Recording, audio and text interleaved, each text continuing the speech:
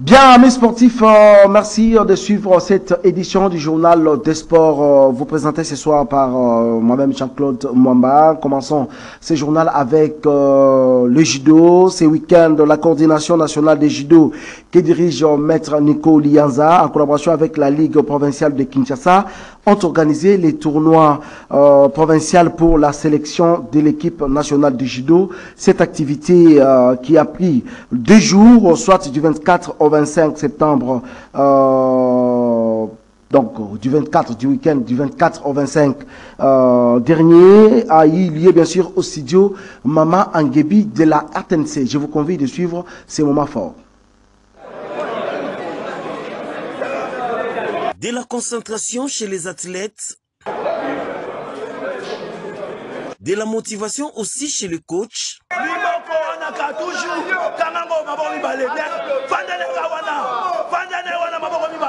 Le go du tournoi pour la sélection des léopards judo a bel et bien annoncé ses couleurs. Plus de 70 combats au menu de cette journée inaugurale. Celle qui a émerveillé le public, c'est la finale chez les dames qui a opposé Sira Kongolo du judo club Lingwala à Abigail Bossola du judo club Samouraï. Victoire de Kongolo par Ippon, qui a également pris sa revanche sur celle qui est considérée comme sa bête noire. Ça c'est la deuxième fois. La première fois, j'avais pas de travail. Je suis venue seulement me battre comme ça, sans travailler.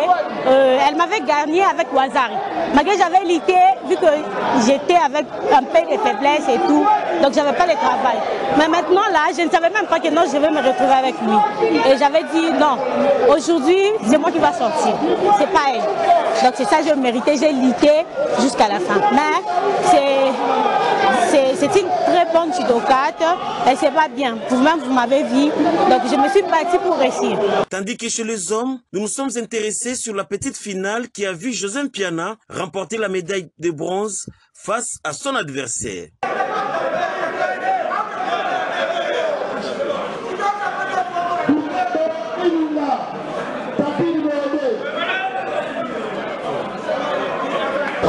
Je ne sais pas ce que je vais dire. Je dois continuer l'entraînement. Il faut que je m'entraîne. Parce que je voulais être premièrement. La chance là, c'est que je dois être troisième. Même si je n'ai rapport de finale de bronze, mais je dois toujours continuer l'entraînement. À la fin du combat, le président de la Ligue des judo de Kinshasa a salué l'initiative de la coordination nationale de judo en organisant ces tournois. Je suis très content parce qu'il y a longtemps qu'on faisait ça.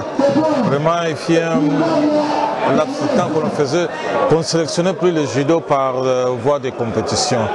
Comme maintenant on vient de commencer ça, je suis vraiment très content parce que pour voir comment est-ce que les judokas de ma ville sont comportés. Je suis vraiment content et ravi. Je crois que demain, ça sera la finale et la ville de Kinshasa présentera une belle équipe. Des rendez-vous est donc pris pour ce dimanche avec plusieurs finales à l'affiche chez les seniors. Voilà, changeons de discipline. Cette fois-ci, c'est la nouvelle discipline qui a vu les jours en République démocratique du Congo. La RDC participe à la Coupe du monde de sauvetage aquatique qui se déroule en Italie depuis le 19 septembre dernier et se terminera ces 30 du même mois, donc ça dit les 30 de ces mois. Et le président de cette fédération, M. Didier Ekabela, accompagne 3 athlètes du côté de l'Italie où la RDC participe, bien sûr, dans cette Coupe du Monde. Regardez ces moments forts. Accompagné du président de la Fédération congolaise de sauvetage aquatique et de secourisme Didier Ekabela, les 3 athlètes congolais ont atterri à l'aéroport de Rome en Italie le jeudi 22 septembre 2022 en partance pour Bologne où se tient du 19 au 30 septembre 2022 le meeting mondial de sauvetage. C'est l'équipe nationale de sauvetage aquatique qui représente la RDC à la compétition mondiale de l'édition 2022. Nous avons les 3 athlètes, Pama Sokasuka, Yoka Manzanga et Adel Bonani, les officiels Didier Kabila et M. Salanga José Sibanda. Nous venons de recevoir nos accréditations, nous confirmer que nous participons réellement à la compétition mondiale de sauvetage pour le compte de la RDC. Nous sommes très heureux de représenter notre pays, la RDC Congo, à la Coupe du monde de sauvetage sportif. Donc tout se passe très bien. Nous allons tout faire de notre mieux pour que la RDC gagne. Très bien préparés, ces athlètes congolais se disent déterminés à retourner au pays avec des médailles. Nous avons la Coupe du monde, la Katia Italie, précisément la Mission. Nous avons qui bien, nous avons tout se préparer, mais il faut défendre un bon cannabis. Merci pour encourager les autres. Eh bien, vous avez retrouvé Didier Kabela, qui est le président de cette fédération de sauvetage aquatique. C'est une nouvelle discipline à ne pas confondre avec la natation. La natation, c'est-à-dire que prochainement, nous allons l'inviter sur ce plateau pour avoir des précisions sur la différence entre cette discipline et la natation. Bien que ça se pratique sur les mêmes RDG, comme on dit, hein, on appelle RDG, c'est-à-dire que la piscine. Monsieur Didier Kabela va nous donner de plus amples détails sur cette discipline. Parlons sport et football à présent. En prévision de la pré-saison 2022-2023, l'athlétique Kouya Sport de Jeannot Binanou s'est imposé en amical face à cette équipe, le football club Piwi, sur le score de 2-0 à Kinkole, là où Kouya a érigé son quartier général. Je vous convie de suivre ces reportages de notre ami physicien Zao.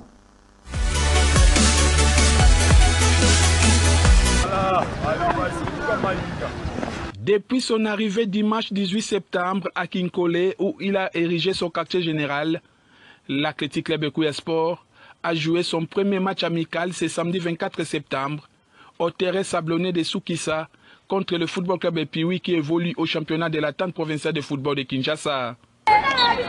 Il est 11h05, l'arbitre donne le coup d'envoi. Les sociétés de la Ligue 1, l'AS Kouya Sport, prend le contrôle du match et domine son adversaire au milieu de terrain. On joue la 23e minute. Christian Geleka, transfuge de la jeunesse sportive de Tchangou, ouvre les scores. La Kouya Sport mène à la pause par 1-0. Après les citrons, les hommes du président Jeannot Binanou vont obtenir le pénalty à la 66e minute. L'ancien joueur du football club MK, Yana Retoulé, place intelligemment les ballons au fond des filets. Le poulet de l'entraîneur Itachi Mouchemvoula s'impose au finish sur le score de 2-0. On a choisi une équipe de division inférieure pour seulement essayer un peu de rechercher la circulation de balles, travailler sur les attaques placées, c'est ce qu'on a fait. Pour la victoire, ça va. Mais j'ai des petits soucis au niveau de l'attaque. Il y a trop de ratés, beaucoup de ratés. Nous allons travailler la finition. Je crois que ça ira. Pour jouer la première journée, j'ai déjà une idée. Ça sera de beaux matchs. Hein. Cette défaite a permis au staff technique du football club Piwi à évaluer le niveau de leur équipe, qui sera sa 4e participation au championnat de la tente provinciale de football de Kinshasa. En tout cas, on a fait le match de l'équipe. Et puis, c'est vraiment facilité le staff technique. Et puisque nous avons ça lundi, mardi, pas tout à fait compétition autour. L'équipe déjà est en efficacité. Par rapport à Baninga déjà, on va dire qu'il y a belle déjà. Depuis 2 semaines et demie, tu as travaillé, tu es présent à Tsekaibiso, tu reprends bientôt. Donc, nous avons Lelo, déjà, tu suis dans ma quantité déjà. Lundi déjà, tu es dans le loco, tu as ça le mardi. Je crois que tu te à Yepefkin et les vraiment très bien. Mais tu as vraiment les soins bien par rapport à staff technique. La Kouya Sport, qui s'entraîne 2 fois par jour, a encore 2 autres matchs amicaux à jouer avant de regagner son fief.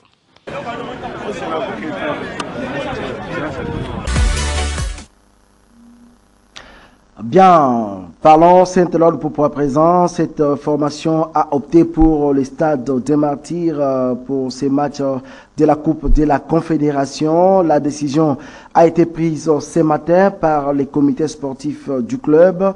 C'est suite aux travaux de réhabilitation du stade Kibasa Maliba de Lubumbashi que cette décision est intervenue en toute urgence. Lupopo jouera jouera contre Esperance Sagrada d'Angola. Ça sera le week-end du 8 octobre prochain au stade des Martyrs. Il est bien demandé à tous les supporters de cette formation, ceux qui ont des moyens de se déplacer pour la ville de Kinshasa, la capitale, en vue de soutenir cette formation du Saint-Éloi Lupopo, à qui les dirigeants ont opté pour le stade des Martyrs. Donc là, on demande aux supporters du Delen Clémentema Pembe, de l'SV Club, c'est-à-dire que l'Union s'accueille derrière cette formation de Lubumbashi.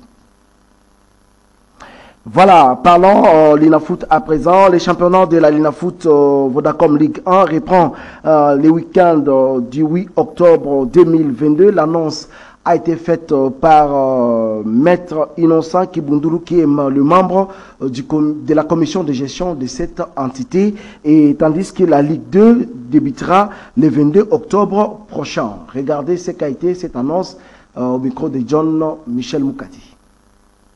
Merci beaucoup. Hier, nous avons eu une réunion tripartite. Comité exécutif de la FECOFA, commission de gestion de la Linafoot ainsi que les clubs de la Linafoot réunis au sein de la DEFCO. Nous nous sommes mis d'accord, quelques problèmes qui bloquaient, qui freinaient le démarrage du championnat. Et nous nous sommes entendus. Là, je peux déjà vous annoncer que le 8 octobre, le championnat de la Vodacom Ligue 1, 28e édition, va démarrer, tandis que la Ligue 2, elle, commence le 22 octobre. C'est le résultat de la réunion interne que nous avons tenue aujourd'hui au sein de la Linafoot. L'important à communiquer à nos sociétaires, c'est de se mettre déjà au travail administratif pour être prêts, puisqu'ils savent que la FECOFA donnait les dates pour l'enregistrement des joueurs. La première fenêtre se ferme le 18 octobre à minuit. Vous comprenez que, particulièrement pour la Ligue 2, qui va commencer 4 jours après, il faudra faire en sorte que les documents des joueurs soient prêts avant même le coup d'envoi du championnat. C'est important de les communiquer à l'heure qu'il est. Autre chose, c'est aussi le moment. Souscrire à la participation.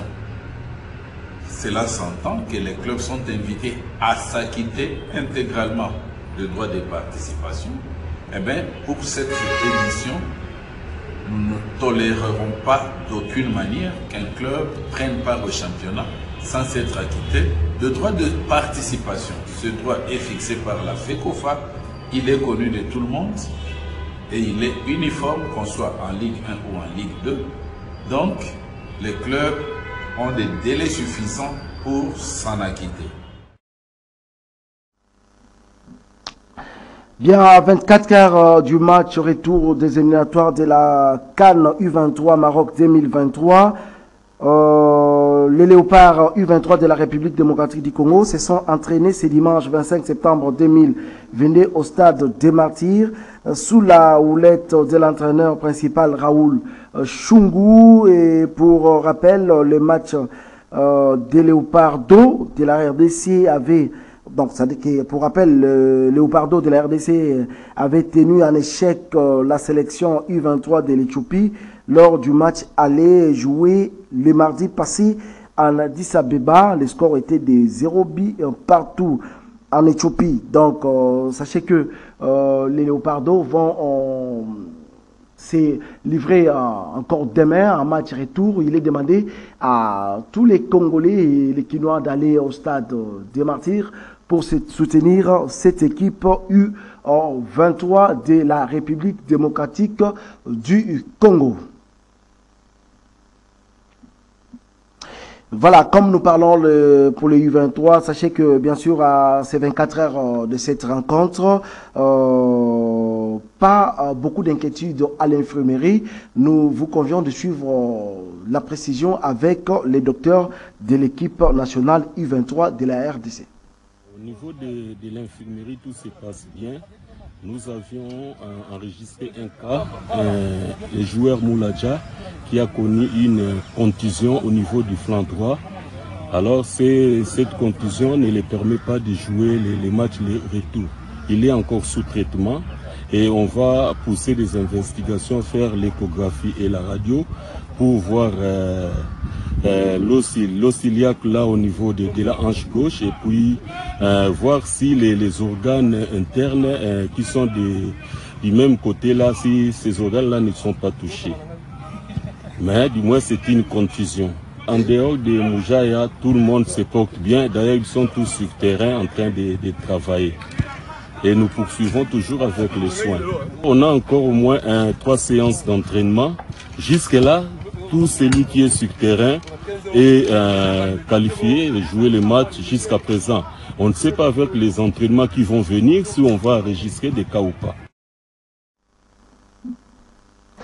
Voilà, merci beaucoup. Nous allons parler à Léopard Senior. À présent, comme vous le savez, les Léopards Seniors ont été battus en match amical par le Burkina Faso sur la note de 1-0. Une première sortie de Sébastien Desabre qui n'a pas donné du tout les bons résultats et les bons résultats exemptés. Donc la deuxième rencontre des Léopards pour cette fenêtre FIFA est prévue demain mardi. Ça sera le soir, rencontre la Sierra Leone.